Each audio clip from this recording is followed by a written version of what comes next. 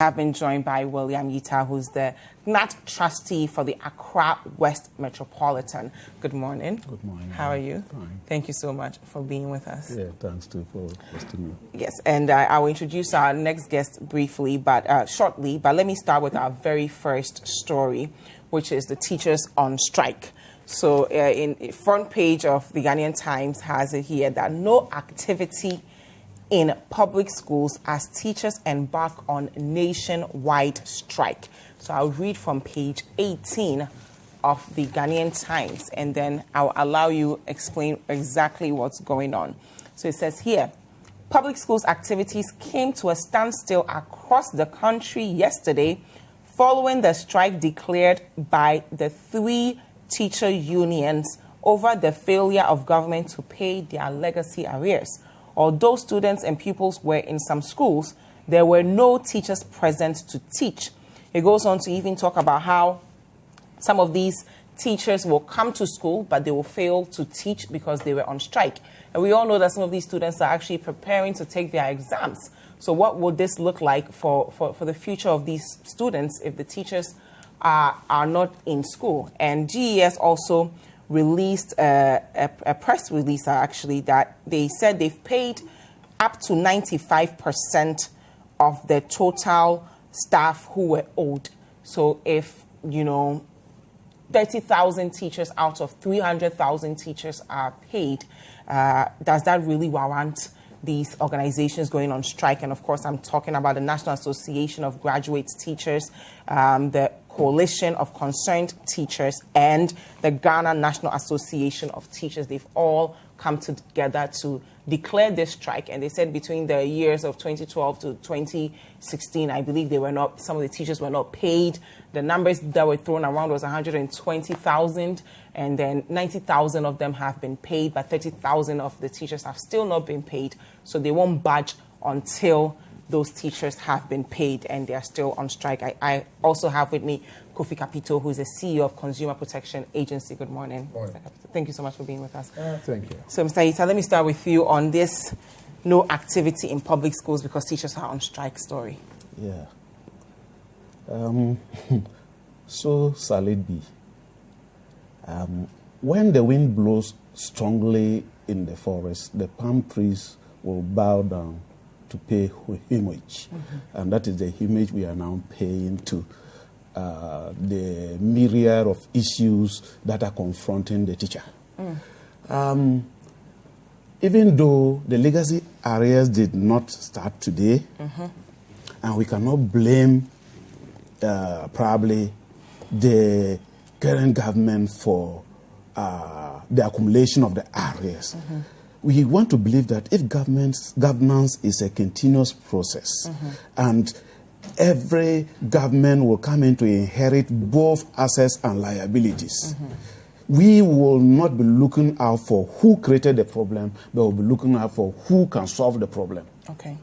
It therefore means that it doesn't matter who is in power. If it happens that your mama comes back to power, we are not going to relent in our effort in getting the last person paid to the teacher who suffered this unduly. And so I want to say that this strike action is long overdue.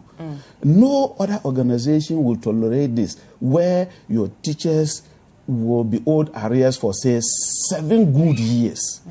City FM here, if they owe you for even 2 months, if you don't retire, the whole building will come down. So I want to even commend the teachers for their patience and urge government to do what it takes to clear all the areas. It doesn't matter. Even if you pay 99% of the teachers who are entitled to the legacy areas, you haven't finished paying all the teachers. But why now? The students are preparing for examination. Yes, our patience is running out, and we can no longer wait till any appropriate time than this very moment. It doesn't mean that we are not concerned about the plight of the children. Even it is because of their plight that this thing has dragged on for the 7 years. But we also have children to take care of. And we also go to the very open market where every other Ghanaian goes. Therefore, if we want to continue to be thinking about the welfare of the children without thinking about our own welfare, we will never progress in life. But you've spent all year training these students. Yes. And the output of that training will be determined by their examination. Yeah. And then you decide to go on strike now that they need you the most. Yeah, it has become necessary for us to go on strike now because government has made several promises. There was even a roadmap somewhere along the line to be followed, and that by September, October, thereabout, all legacy arrears would have been a thing of the past. I mean, it would have been history because government would have cleared all those arrears. But it is very, very unfortunate for us to be sitting here still discussing legacy arrears, which were supposed to have been cleared somewhere September thereabout. Okay, so between 2012 and 2016, about 120,000 teachers were owed. Is that correct? Yeah, that figure is even in dispute. But, okay, but let's just assume that's we can juggle with figures. So 120,000 between 2012 to 2016. Yeah. We're now in 2019. Yeah. And 90,000 of those have been paid. 90%. 90%. It's actually, yes, 90,000. So that the remaining was actually 30,000. The 90% is of the cumulative 300,000 teachers in the country. So the 90,000 of the 120,000 teachers have been paid in 2019. Isn't that, a sign that the remaining 30,000 will eventually be paid? If you want to follow science, you will never get to your destination. Okay. Therefore, we've gone past science. We want to see the money hit our account. We are no longer following science. Yes, government has done well by paying off some of the legacy arrears and even paying off the zero arrears regime arrears. This may confuse you because it's a bit technical. Okay, explain. The previous government came in with a policy known as 3-month pay policy. Okay. With that policy, if you were promoted, recruited, or if you did upgrading, they were to put you on your scale, your new scale, and pay you only 3 months arrears and allow you to move on your new scale while they verify your documents to see whether you really merit the rest of the money. That is what they call validation. Now, they did that for some time, paid part, and then they left the rest. This government came and inherited a thing. We went into caucus with government. Government paid some again. So cumulatively, yes, we can arrive at that 90,000 or something. And that figure is not even one government who has paid. Yeah, both governments cumulatively paid those monies. Now, the reason why we are peeved is that it's like they are taking the teacher for granted. Really? Yes. Day in, day out, cock and bull stories are being told to the teacher. And if we are supposed to educate the masses and see to it that we get the needed manpower for this nation to run or to develop, and the teacher is being deceived like a small child, I don't think that that's the best way to go. In this era where we are introducing new curriculum, and then we are also introducing free education and other things, we don't need to do anything that will jeopardize the system at all. The education sector should flow, without any hitches. If you look at the ILO convention, together with our own labor laws, let's even put the Constitution aside and just look at these two documents. The teacher is supposed to work in a conducive environment. Ask yourself, there are schools just around Adabraka here. When you get after this program, just take a tour and see whether you will call the infrastructure that is currently being used to deliver as a conducive environment for the teacher to deliver. It's a requirement. The employer is supposed to make the environment within which the teacher works conducive, and then you can now hold the teacher to ransom if the teacher fails to deliver. Dilapidated buildings, washrooms are nothing to write home about. I don't even want to go there. So if the teacher is working under this duress and the teacher is still trying to deliver, then the little you have to do is just to make sure that you pay off the arrears. These arrears are even not all that much. Okay. It's because they've been accumulated for a very long time. But the Ghana Education Service, what they are saying is, across the country, we have 300,000 teachers. Yeah. If 30,000 of them, that's 10% of them, their payment is in process, they are going to be paid. Can't the remaining 90% at least put the interest of the students first and say, we're going to sit through this and see if the remaining 10% of our members will all be paid, just like the 90% have already been paid? That is why I took you back into the memory lane to let you know that the 90% or the 90,000 that we are talking about. Well, the 90% is different from the 90,000. Yes. The 90% we're not all paid by one regime. Okay. Because it's a process. At a point in time, you see this government or this group of people paying this. Okay. And then another time, these people paying this. So you are not going back to the classroom until the last penny, until the money hit our account. And then we'll read the message and see that, yes, the arrears have been credited. In fact, it will be very difficult for us to tell our members to go back into the classroom. Okay, that's fine. Mr. Kofi Kapito. Let me say good morning to you once again, to your viewers. I'm laughing because you asked a question that, why now? And there's a saying that somebody says, never kick a man when he's down. And the guy said, the best time to kick a man is when he's lying down. You know, look, I sympathize with the teachers. It is funny that that's the only profession that it's presumed or perceived that you can only get reward when you die and then you go to heaven.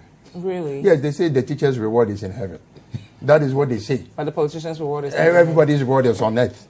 You know, and you know, honestly, as a parent, I'm ever worried because I have one of my grandchildren that I take care of. And it is scary that this is the final year that they need to come out, hopefully to get into university or any other tertiary institution. And to have teachers go on strike at this urgent time, it's a little worry to me as a parent. But the question I will ask is, now who caused them? If you go and negotiate and you don't show good faith and you don't make your counterpart believe or trust that they can actually hang on to your words, it becomes problematic. Yeah. And that is what I think we are in at this particular moment. Yes, I think whether GES, whether government should be bold enough and tell teachers, look, we are at a situation that we think we can pay and we are giving you the guarantee, whether in 3 months' time or in 6 months' time, you can even take us to court. You know, these are negotiations that I think if the teachers are told or given their assurances and the guarantees. Look, there's something called an IOU. Let's assume that the teachers are owed, is it 3 months? No. More than 3 months. More than 3 months. Yeah, okay. Yeah. So let's assume that the remaining 30,000 that are not paid. Yeah. Why can't government cannot issue them some IOU promissory note if you want to buy? I think they are past that stage. No, I'm just saying, they just want their money. I'm talking about something that they can use now. Yeah, but they don't want something. No, would you take it? No, we've actually gone past. No, let me explain. They don't want. There have been numerous. No, let me explain. Let me explain. Okay, Let me explain what I'm saying. Okay. If government was to give you a voucher worth whatever amount that you owe, and you can redeem that voucher in various institutions that may be what you want to pay your child's school fees, electricity. You know, but the thing is, we don't pay politicians with vouchers. Right? We are finding. I'm looking at the solution. Yes, but this is 7 years. I agree. I'm not people saying have not been paid. Imagine you not listen. getting any money for 7 years. I agree. But unfortunate thing is, the courts in Ghana, the adjudication in Ghana is where the problem is. Okay. Because we live in a country that this is the only country that government institutions are afraid to take their own kind to court. Are you getting my point? In other jurisdictions, this case would have landed in court. Yeah. Okay, and then the court would have given, whether GES or anybody that owes the teachers, orders that pay them. Yeah. But the question I'm asking, the teachers' new unions, I was a little sad because anytime the teacher starts to agitation, okay, some funny reason, somebody sitting somewhere will say the opposition is behind but it. we'll get that. But let's go for a quick break. I still have with me Mr. Kapito, who is from the Consumer Protection Agency, and Mr. Ita from NAT. Do not go anywhere. We'll be right back. Welcome back. This is Breakfast Daily on CCTV. Thank you so much for staying with us. And of course, we always want to hear from you. So let us know what you're thinking with the hashtag Breakfast Daily and the WhatsApp line 0550-585-832. I still have with me Mr. Kapito from the Consumer Protection Agency and Mr. Ita from NAT. And we're discussing teachers going on strike because government has still failed to pay about 30,000 of them. And this is 7 years in the making. They are saying they don't want to compromise. They don't want to meet government anywhere. They just want to be paid so they can go on with their lives. Mr. Kapito. You know, all I'm saying is, just like the banks were bailed out, that's why I said government and the teachers should find a way. Okay, maybe let's give them whatever they owe on a paper. Yes. That is, no, you can take it to a bank. Is it the consolidated bank that is now government? That, okay, give the teachers those monies and government would replenish that money, whether, I don't know how long, because it's the same government that gave money for the banks to be consolidated. Yeah. So naturally, the government is the owner of the bank. Yeah. So if they say he who pays the piper calls the tune, what I'm saying is these things can be done. It is done in other jurisdictions. It's called an IOU, okay, whereby you can redeem, whether in a voucher form or whether in a document form. We can do this if the money is not available. But I agree with the teachers. We are here. That rich boys, I'm talking about the blasters, rich boys who don't even need money from government. In other jurisdictions, in other countries that you ply your trade through your national team, you don't hold your national team by the neck. But because, first of all, the politicians in Ghana, I don't understand some of them sometimes. Why even allow some rich boy who is making $1 million, who, if not in your team, will not get a better contract, to come and hold you at ransom? Either yaba ni yaba, yabe di ni yaba, or the other one in Brazil where somebody, it doesn't make any sense. Are you getting my point? Yeah. Look, our priorities are screwed up in Ghana. Okay. There are two important places, like the teachers who should teach into the future, and then the doctors who should see that we are healthy. Why are we giving the blasters players a priority? I don't get it, because somebody, some individual sitting somewhere has a personal interest in the blasters. Nobody has a personal interest in the teachers. But we're in a government now that talks about free SHS, developing the human capital of our nation, and all these things. And the teachers are the first. That is the more reason why they should be given the priority. Capital development. Look, if I was the president of Ghana, unfortunately I'm not. I'll order the finance minister, whatever you do to get the teachers, if it's true that they are owed this amount, make it happen. But successive governments have not prioritized. Forget the need. What is it about teachers that we don't understand? And it's not just Ghana, like globally. I told you, teachers that are underpaid. Teachers are told that their reward is in heaven. And in every country, teachers, teacher for the Omakeke 8 hours. But in a developing country, can we afford that when we know we need the human capital? That is and where, we need that these is where teachers to I be talk at about ease. prioritization. Why are we buying land cruisers? Why are we giving? Because they need to visit their constituents. Hold on, no. Why are we? Who? That's what they say. Did I ask you to become an MCE? Did I ask you to become a DCE? Did I ask you to become a regional minister? Did I ask you to become an MP? You chose to become an MP. You have a responsibility to Ghana. So as the teachers, that they should make sure that children are taught. The question I'm asking is, MCs, DCs, the moment they are appointed, do you know that they get 2 vehicles? One sedan and one 4x4. Why? The question is, our priorities are screwed up. If, like I said, Nanado's flagship, which to me I think you should pay attention to, is free SHS. And if this is going to off-track it, I think you should refocus. Okay. You know what? In any other jurisdiction, I can guarantee wherever he is, he would have been back immediately to come and solve this thing, because it is an emergency. The children's future is at stake. Assuming they don't even get the whole syllabus before they go and take the exams. And then people say, oh, as for the teachers there, they can come and crash it. Children sometimes given 5 years cannot even learn. How do you think they will learn in 3 months?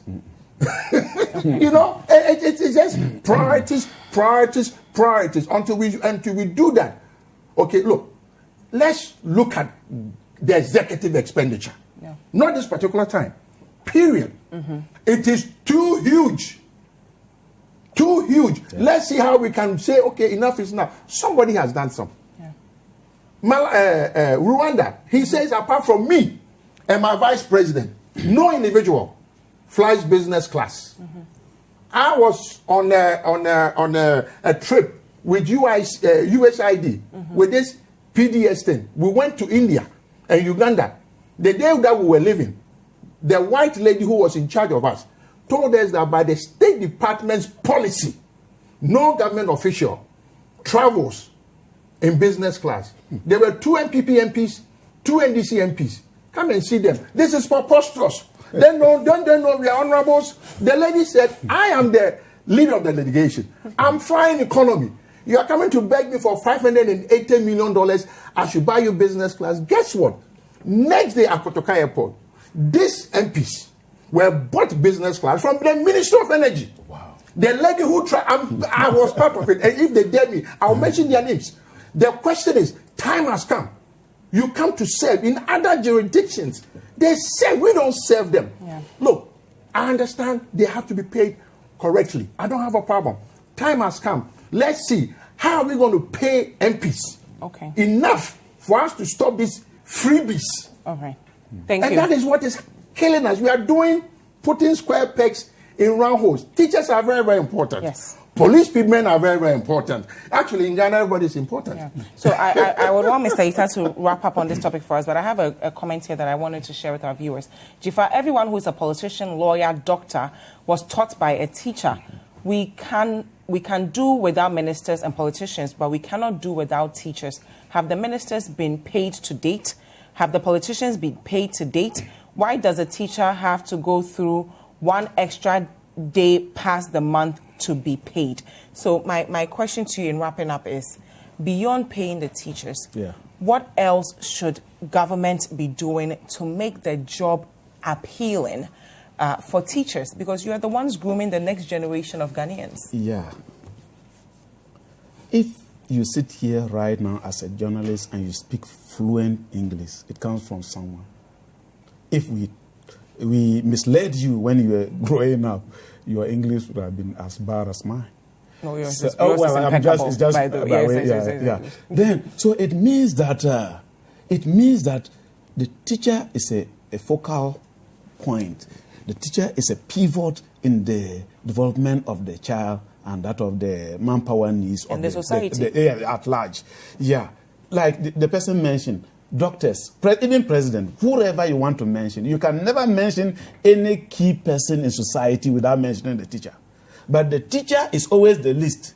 If they go around to show houses and the teacher is going to show you his house, it's going to be a hut or something, or a kiosk or container or whatever. When there's a program and people come to park their luxurious cars and teachers are also supposed to attend, they will either come and park bicycles or motorbikes. If you see a teacher parking a Porsche car, that is going to be a female teacher whose husband is either a minister or something else somewhere. Now, if you are doing this to the teacher and society regards wealth, no matter how intelligent the teacher is, because the teacher will always go and stand by the roadside and then take trotro or whatever. If they see the teacher every time the teacher is on a bicycle or a motorbike, that alone is degrading to the teacher. Because they compare the teacher to those that he or she has taught and where they are, what they can do. You get to a function, they are donating 1,000 Ghana. What? The teacher will come and throw coins there. Because you've not been paid in 7 years. So all these things add up to whatever image the teacher is currently having. And I think that the government can learn from Germany and other places. You know, there was a revolution in Germany some years ago where the teachers decided to teach the children wrong. if they saw a cow, they told the child it was an aeroplane. But that's a bit extreme. And the child went home challenging the parent at home. This was the cow. If the mother wants to say it's a cow, so no, my teacher told me it's an aeroplane. And no parent can ever correct any impression that the child carries from the school to the house, no matter whom you are. You know, so the teachers are very, very important. If the teachers begin to pollute now, Ghana which will never happen. Thank you. We need to move on to the next topic. But the reason why I'm saying that it's about finding solutions. Yeah. Solutions, that's why I'm saying that, look, teachers, it's not every strike that it should be 100%. There are some strikes that are maybe half, you have half staff. Yeah. So let's assume that the children are doing their exams very soon. Fine. We understand your plight. Let's see the children finish the exams. Yeah. And then after that, if you decide that next year you won't go to school, nobody can force you. But this is a situation. But government too should also come up. Is that something you're willing to consider? No. You're not. Let me advise.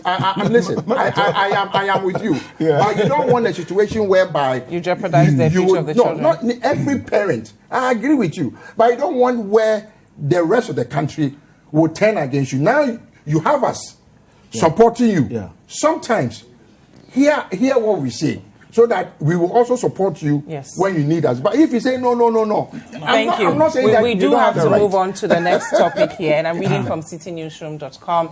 It says here 12% of Ghanaians indecisive ahead of 2020 elections. That's coming from an Afrobarometer report. The latest Afrobarometer report by the Center for Democratic Development indicates that 12% of Ghanaians are unsure of voting for any political party in the 2020 elections when asked which party's candidate they would vote for if presidential elections were held the following day. More than 4 in 10 Ghanaians, that's 42%, said they would either not vote, 11% did not know who to vote for, and 12% refused to answer the question altogether. So, Mr. Kapito, let me start here with you on 42% of Ghanaians saying, they may not vote, and the general voter apathy that we're seeing with this. I am glad that the CDD came up with these findings. Unfortunately, this is not the first time. They do come up with this research too, and whenever the government is in opposition, they like what CDD puts out there. When they are in government, they kick against it. Look, yes, the numbers that they did is it 2,400? Yes, 2,400 people. Yeah, people and 42% are saying they are undecided. Yeah, I'm just saying that I'm sure if they have done even double that amount, it will be more than maybe 60% or 70% Ghanaians who will say they don't know what to do. Why? Look, I am out there. This is what 28 years into our democracy, and we don't know. No, because the Ghanaian is getting disappointed. Okay. The Ghanaian feels that, you know what? Let me give this man an opportunity because the previous person did not do. And then this person comes, is either he's doing the same or might even be doing worse. Okay. So it puts me in a position that, what should I do? Why should I even go and stand under the sun for maybe 3-4 hours? Sometimes if I'm not lucky, I will beat him. Okay. So if we're unsatisfied with the two main political parties, why don't we start voting for the independent candidates? Where are the independent? Delivering the value we want. You see, where are the independent candidates? Oh, they are all over. They are all over where? You see, it is about convincing people. If even a pastor, if you cannot convince your church members, they'll go to another pastor. Oh, but we have 2 people who have already declared that they are voting. So they should convince us. If someone is not convincing you enough, and someone is not even giving you the value you want in the first place, shouldn't you take a bet on the person who may not be as convincing as the one who's flat out deceiving you? No, you see, they said, what's the chief thing for it? It is better to have a wife than to be sleeping alone. Really? Yeah. That's it. Yeah, I've forgotten how they put. I'm trying to That's fine. Yeah. Okay. something like that. Yeah. Okay, but isn't there something even wrong with that notion? No, but you see, if you're sleeping alone, you have your the devil I know is better than the angel I don't know. Okay. All I'm saying is, time has come. If you go and on the streets and you see the average Ghanaian, their frustration, their disappointment, then they see a small amount of people also enjoying. It's like you tell me to tighten my belt, and I see you don't even have a belt on. Okay, and that is what is facing the Ghanaian. The 12% or whatever percentage, I am sure my friends here, their unions might be also part of it. Okay, so 19% refused to answer the question. Yes. And 12% did not know who to vote for. To me, it is a telling. Okay, not just CDD. I have witnessed it. I've had people come to me who are strong supporters of the current regime and will tell me, Mr. Kapito, so what does that mean for our development? If we are fed up. You know, the development is be careful. Because if you are not, I will change you. And to me... And change to what? It doesn't, no, people are indifferent right now. In anything, if you don't keep practicing. My grandmother would tell my sisters that if you are undecided, no, if you are afraid of divorce, you can never get a good husband. Okay.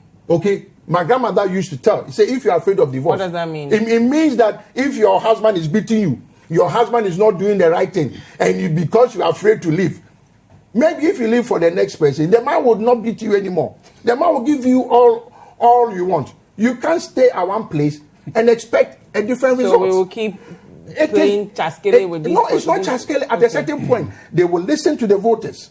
I like this. Okay, I like this. Whereby, if you are not showing consent, that is what democracy is. Democracy is for the people, by the people. Okay, so if the people are telling you that be careful, because look, if Ghanaians are saying that, yes, you've brought free SHS, we are all happy. Okay, we are delighted. Okay, and now teachers are talking about going on strike. It defeats the whole free SHS thing. Is it Friday or so? Petrol went up. Are you getting my point? Well, the two main political parties are now responding that they will do enough to convince. Yabama Samoa came out to say they will convince them to join. NDC has also come out to respond. I like the response. But my advice out there to the current government, especially to the president of Ghana, warn some of your appointees. Okay. It is the appointees that are pissing people off. Because how many Ghanaians will have opportunity to meet the president? Not even 0.05%. Yeah. But the appointees who are accessible, who are available, somebody that used to call you 24/7. Last 3 years, all of a sudden, you call him, you call them, and sometimes when you meet them, they have the audacity to tell you that you have been calling them at the wrong time. Okay, that's perfect. So let me hear from Mr. Ita on this issue of 42% of Ghanaians being undecided, and election year is right around the corner. We're in December now, so next month we're literally in an election year. Yeah. That is a language the Ghanaian is speaking to the politician that we can no longer be taken for granted. And that they need to sit up. You bring juicy policies. In your manifestos, you come and convince us, we all agree to vote for you. And then few years down the line, we are not seeing what you promised, especially the youth. Their problem is job. They are jobless. And if they 3 years into... But they have NAPCO, we have planting for food and jobs, we have youth in afforestation, so many initiatives. We have different individuals with different tastes. It is not everybody who wants to belong to NAPCO. It's not everybody belonging who to something is better than being unemployed. Yes. We'll take that as a stepping stone. Okay. But some will not even want to use that pivot. They will want to try other areas, and they are waiting for probably the 1D, 1F, etc., to open up avenues for them to put on their ties and then go and manage in their own small offices, which probably is not happening very fast, and time is running out for whoever is in charge to do whatever is expected. All the same, this language has come at the right time, and that language is the statistics we are dealing with currently. They are speaking to the president and they are speaking to the opposition at the same time. That watch out, you can't take us for granted anymore. We are shining our eyes and we are looking at everything that you do. If you do it right, we'll vote for you. If you don't do it right, we either go to the opposition or even fail to turn out to vote that day. And even though it's a civic responsibility, if I lock myself in the room that day and I say, I don't have TNT to go to wherever, my polling station, or I'm sick, I can't go out and vote, you cannot come and arrest me for but not if going you don't out vote, because I'm you won't have an indisposed. issue. You don't have any control over your destiny. No, you don't. But we've been... Because by not doing anything, you've chosen to actually... You know, on polling days, give go up your out and future. then see how long the queues are. And, you know, they don't respect anybody. Everybody must join the queue. When you get whoever you are, you join the queue. Now, to go and join the queue, like, say, from Adabraka police station to this place to vote for you, only to get disappointed somewhere along the line. What is there to motivate me again to go and join such a whining and dining queue again to vote for you or to vote for a different person? We need to be motivated to vote. Both parties so when we vote, we must get results. And if we vote and we get disappointment in place of whatever we expected, then the apathy you are seeing now is what you continue to have. Okay. And it's very, very dangerous. You know what? And the funny thing is, when the president is in power, I don't know.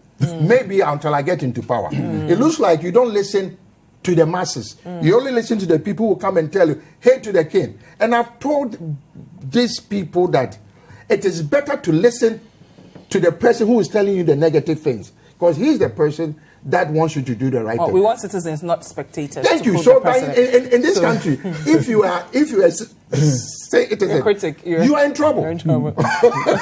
So we'll now take a look at our final story here. A really sad one. Reading from citynewsroom.com. Joy FM, Asempa FM versus NCA. Court of Appeal adjourns injunction hearing to stop shutdown of stations. So the Court of Appeal on Monday indefinitely adjourned the hearing of an injunction application seeking to stop the National Communications Authority from shutting down two multimedia stations, Joy FM and Asempa FM.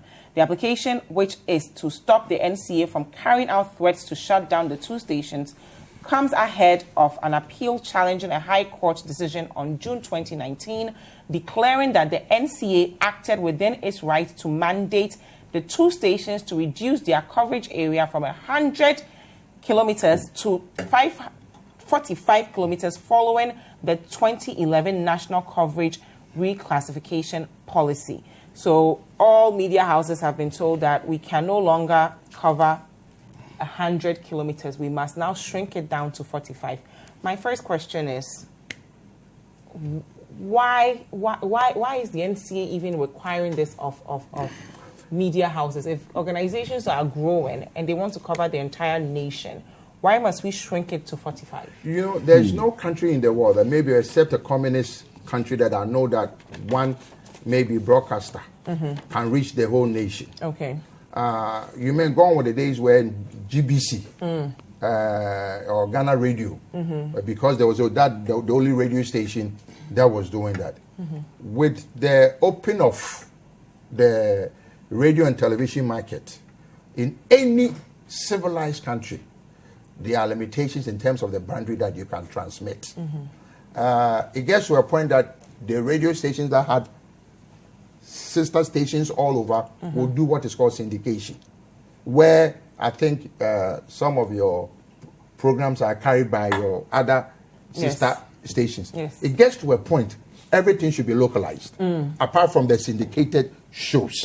But in this country, I just came from Kumasi yesterday.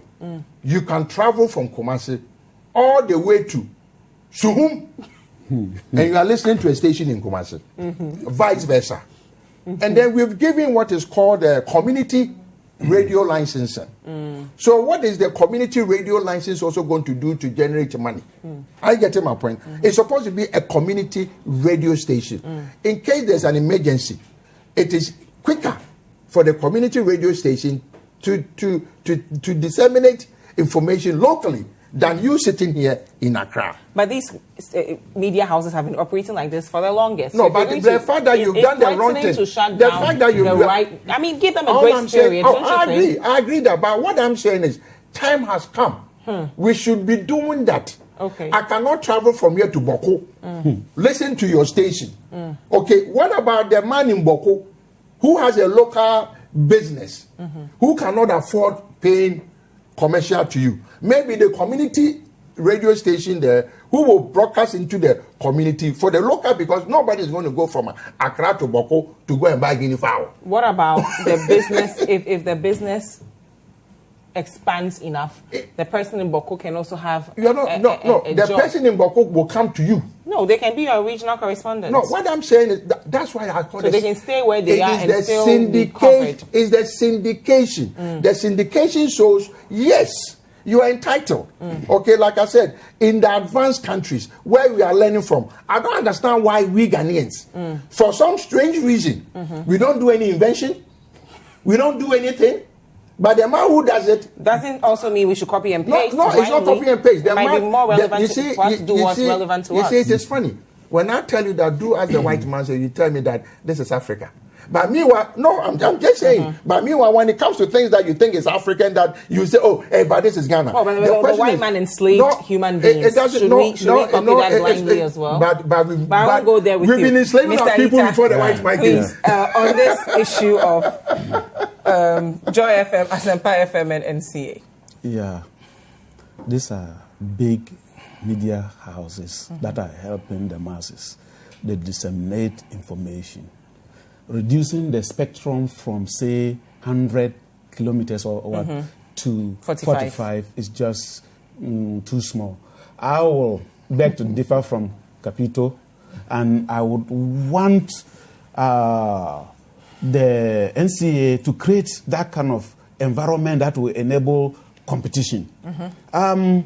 If you think you have the capital to probably take up more spectrum, probably you're operating on, say, 35, and now you've gotten enough capital, you want to extend to, say, 60, they should allow you. If even they were not allowed them to maintain the 100, it shouldn't be reduced to 45. Yeah. It's just too much for them. They are helping us to get to know whatever is happening in Accra and everywhere. And so if you reduce it to, say, 45 and it ends up probably around soon, then it means that from Kumasi right down to Bolgatanga, they will be in the dark. I appreciate your concern about the local radio stations, but they also have a responsibility in growing up. Yeah. There's a licensing regime. But then if all the other media houses have complied, shouldn't these two also do the same? Yes, they've all complied, but I will plead that if they have a listening ear, this will increase the spectrum for you people. Okay. Because it is the media that helps a nation to develop. Therefore, if they want to let you operate within certain radios and all other people are cut off, now you are compelled to listen to what you don't want to listen to. It's not your Thank you very much. We have some messages here, so I want to read them briefly. Good morning. Please, Mr. President, reduce the number of ministers in your ministries, in your government, and pay our teachers. Okay, this is coming from Honorable Fatawa from Wa. Hi, good morning, City TV. Mr. Kapito, you have made my day. Teachers are grateful to you this morning. Good morning, Dziffa. I support teachers 100% to not go back to school till they are paid every penny. Dziffa, we all say something like this: we will not vote in the next election, but you wait and see when the next time comes. Politicians will be going out saying all kinds of things. You will see if whether or not people will go out to vote. All right, thank you guys so much for staying with us. I was joined by Mr. Kofi Kapito, CEO of Consumer Protection Agency, and Mr. William Yita. William Yita is not just trustee for the Accra West Metropolitan. Thank you. Yes, Accra Metro West area. Yeah. Thank you so much. Go back to the for classroom. Being with us. Hi there. We hope you enjoyed the show. Make sure to subscribe, like, comment, and share with your friends. This is Breakfast Daily on City TV. Join the Breakfast Daily team Monday through Fridays from 7:30 a.m. to 10. Join us for breakfast daily, only on City TV.